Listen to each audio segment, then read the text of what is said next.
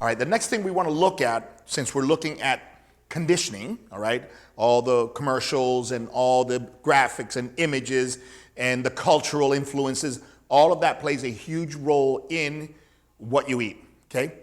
Now, I want to show you a video which really brings home what it is that we buy into. Because remember, part of the whole social and cultural influence is what we expect, what we want, not only what we eat, but what we expect when we go to places. We expect to eat. We expect to eat a lot. We expect to eat certain foods. And on the other side is, what do we expect to look like? And you got to see how our little daughters and our wives and our girlfriends are being conditioned by society since they're very small. And this is really dramatic, and that's why I selected both of these videos. And I think you're really, really going to enjoy this. I mean, this brings it back home. Watch this. This is what happens when, you know, they're selling a lotion, or they're selling a diet, or they're selling shampoo. You're going to look like this if you use the product or if you consume this. All right, let me show you what this is so you can understand that this is fiction. As you can see, this is what the model looks like. And, you know, in 6 hours, all right, they'll make her look like this. But we've consolidated in about 30 seconds. Boom. Welcome to Photoshop, Final Cut Pro, etc. Need long legs? No problems. Need perfect complexion? No problems. Need a bigger butt, smaller butt, longer neck, bigger eyes, longer hair? No problem.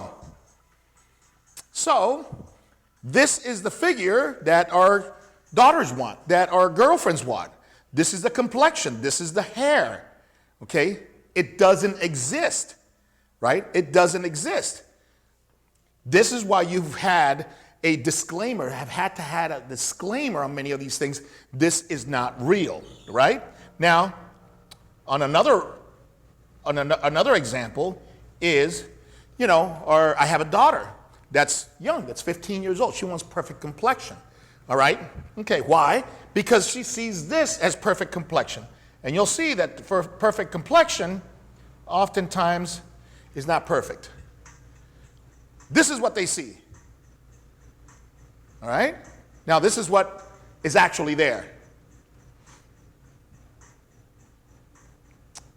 You know?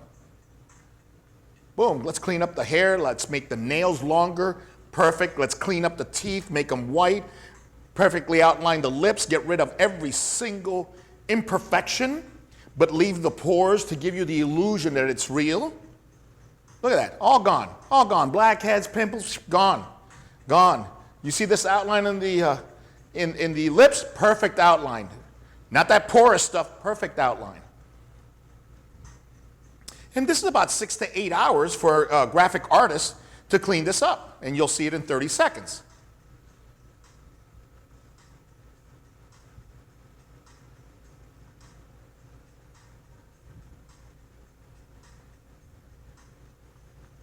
Longer nails, perfect length, perfect color, perfect pores, clean teeth, everything.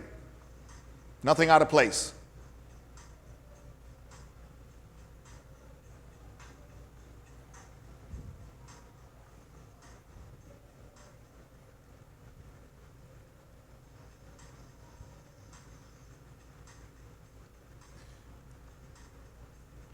Everything is fine-tuned.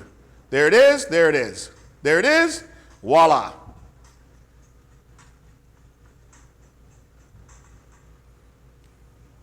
So, your clients come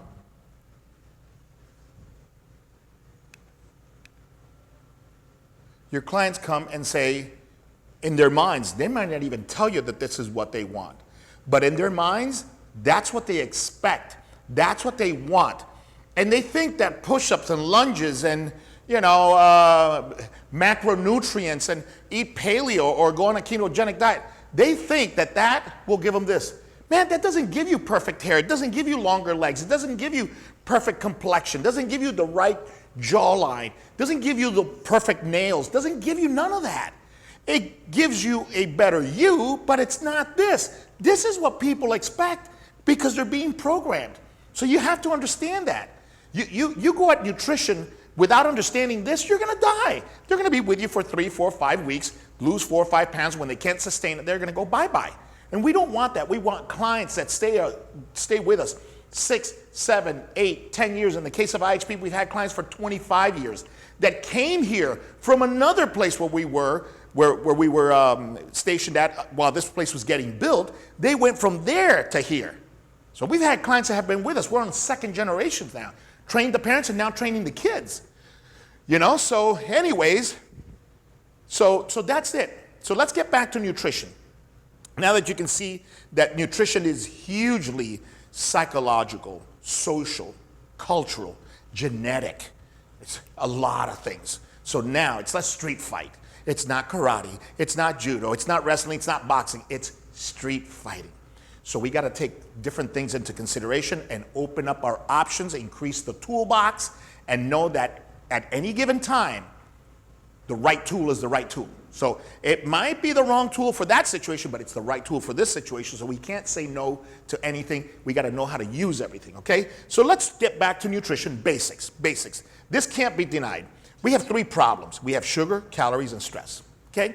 Sugar is this body, the chemistry of this body is centered around, all right, largely controlling blood sugar. I mean, we'll show you the hormones, and it's insane, and it's all driven through blood sugar.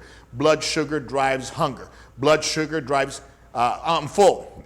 Blood sugar drives stress. Blood sugar drives sleepiness. Blood sugar impacts serotonin, dopamine levels in the brain. Blood sugar creates diabetes, okay? Blood sugar, low blood sugar and controlled blood sugar controls insulin. When that is controlled, other things are controlled and things are good. So blood sugar is a monster. Calories is energy. If you want to keep the lights on, you have to have energy. No energy, dark. Simple. This calories, the body is made to get enough and use up and then control what it brings in and what it uses, and make sure that what it brings is at least what they use, okay? Now, the body wants to maintain that homeostasis. In order to drop weight, you got to be at a calorie deficit. So you're already fighting against the body's mechanism. You have to understand that. So when things happen, when you're hungry, when you're not hungry, when you're feeling good, when you're looking good, when you're at a plateau, so you understand that nothing's wrong. This is the body doing what it's supposed to do, so you can embrace that and not get frustrated, all right? And then stress. Stress is a little word, big concept. Stress dictates the hormones that are necessary to control all of this. Stress. So stress can come in many forms. Stress can come in the form of not enough sleep, a badly managed life, psychological stuff where you have a normal life, but mentally you're freaking out, and you're what? Yeah, but what if? Yeah, but person. And always looking at the worst possible scenarios. That alone can put you on death row. So imagine, do you feel good on death row? Especially if you're on Russian death row at any given time. There's no trial, there's no nothing. They'll pull you out, execute you, done. Nobody knows, you don't know. If that was the case, how would you feel on death row? Okay, death row here in the United States is different because you know ain't nothing gonna happen until the appellate court and that. But let me tell you, if you're in a situation where at any given time, bad things can happen, it's stress. And that bad thing can happen is here. What if I get fired? What if my marriage doesn't work out? What if these kids end up in the wrong company, in the wrong crowd with the wrong thing? And what if, you can't live, and that's stressful. With social media and technology, man, you're accessible 24/7. Bam, bam, and that thing, you know, social media drives a whole different dynamics of who likes me, who doesn't like me, who's following, why didn't they follow me, why did that person block me? All of that, stress. And it starts in your teen years. So you're kind of conditioned to respond to that stress by the time you're 12 or 13 when you get your first iPhone. So see this conditioning? So you're going to get this person that's been conditioned and has already had 50 million reasons to freak out. You're going to get them at about 27, 30, 35 when they have enough money to hire you. Okay? You're not going to get them at 18 unless mommy pays for it. Okay? In which case, they may be stressed out, but they're not as stressed out as if they don't have those recourses with that family enough to get you a personal trainer. Remember, a 17-year-old whose mom will pay for a personal trainer comes from a different household, all right? They have things, they have means, it's less stressful. more secure, just from a money perspective, okay? So think about that. So these are the three things: sugar, calories, and stress. Hello, this is JC Santana coming to you from the Institute of Human Performance in sunny South Florida. Thank you for watching this video on YouTube. If you like it, you know the deal. Subscribe, hit the button, hit the bell, do the like, do the heart, the whole thing, man.